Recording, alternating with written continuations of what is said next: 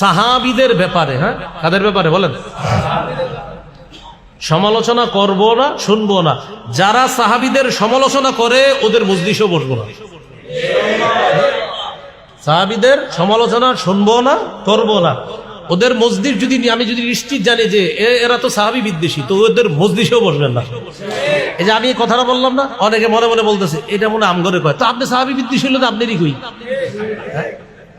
এই কথাটা বললে কিভাবে জানেন? এই যে এরকম করে আরিফ বিন হাবিব এটা কার ইঙ্গিত করলো, তো আপনি যদি সাহাবী বিদ্বেষী হন আপনার না, তো নাই, আপনি যদি সাহাবী বিদ্বেষী না হন তো আপনি না।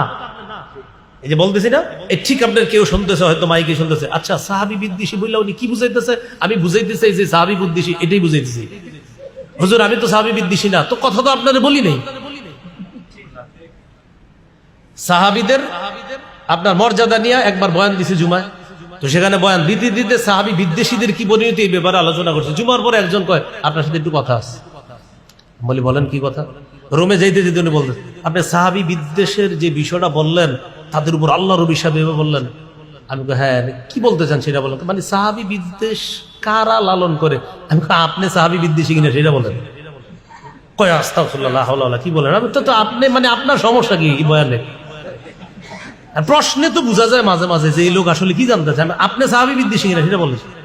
যে আপনি না হন তো আপনার তো সমস্যা নেই, আপনি তো মাশাআল্লাহ আমার দলের লোক, আলহামদুলিল্লাহ, আপনি সাহাবী ভালোবাসেন, আমিও ভালোবাসি, তো আপনার তো সমস্যা নেই। উনি একটা হ্যাঁ হ্যাঁ করে হাঁটি দিচ্ছে।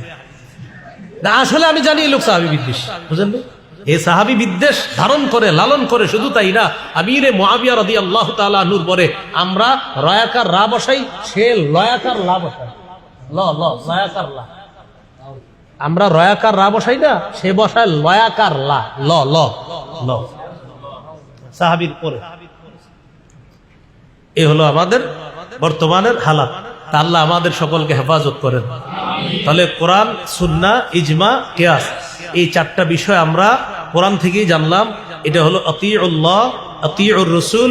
আরেকটা জানলাম ওই আপনার সূরা নিসার 115 নম্বর আয়াত, আমাইয়ুশাকিকির রাসূল মিন বাদি মা তাবায়্যানা লাহুল হুদা ওয়া ইয়াত্তাবি' গায়রা সাবিলিল মুমিনিন, এটা ইজমার দলিল। আরেকটা জানলাম সূরা হাশরের 2 নম্বর আয়াত, কিয়াসের দলিল, ফাতাবিরু ইয়া উলিল আবসার। আল্লাহ আমাদের সকলকে এই যে বিষয়গুলো আমরা বললাম, বিশেষ করে মুনকিরিনে হাদিস, যারা হাদিস অস্বীকারী, তাদের ব্যাপারে যেন আমরা সচেতনতা অবলম্বন করতে পারি। আল্লাহ তৌফিক দান করেন। ইনশাআল্লাহ আপনার ভাই আলোচনা করবে, আলোচনার পর এরপরে আমরা যাব ছাত্র ভাই যারা আছে ইনশাআল্লাহ।